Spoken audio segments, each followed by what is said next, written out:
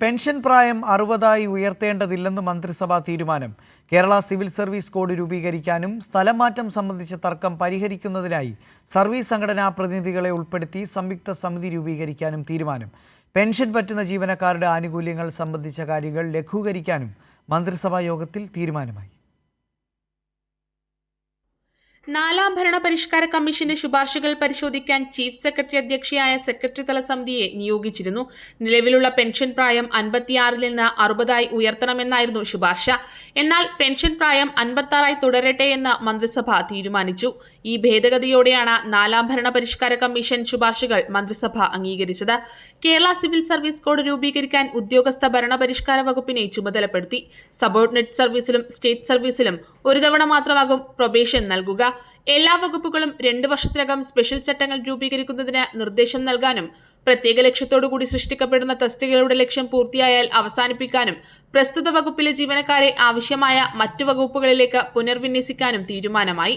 സ്ഥലം മാറ്റം സംബന്ധിച്ച തർക്കം പരിഹരിക്കുന്നതിനായി സർവീസ് സംഘടനാ പ്രതിനിധികളെ ഉൾപ്പെടുത്തി സംയുക്ത സമിതി രൂപീകരിക്കും.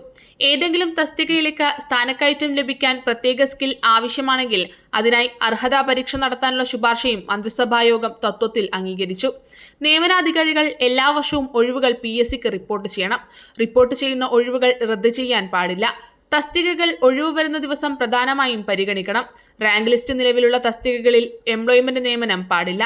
ഓരോ തസ്തികകളിലെയും ഒഴിവുകൾ സ്പാർക്ക് മുഖേന ലഭ്യമാക്കേണ്ടതാണ്. പെൻഷൻ പറ്റുന്ന ജീവനക്കാരുടെ ആനുകൂല്യങ്ങൾ സംബന്ധിച്ച കാര്യങ്ങൾ ലഘൂകരിക്കും. സെക്രട്ടേറിയറ്റിലെ ലിങ്ക് ഓഫീസ് സംവിധാനം എല്ലാ ഓഫീസിലും ഏർപ്പെടുത്തും. ബൈ ട്രാൻസ്ഫർ മുഖേനയുള്ള എല്ലാ നിയമനങ്ങളും PSC നടത്തുന്ന തെരഞ്ഞെടുപ്പ് പ്രക്രിയയുടെ ഭാഗമാകണം.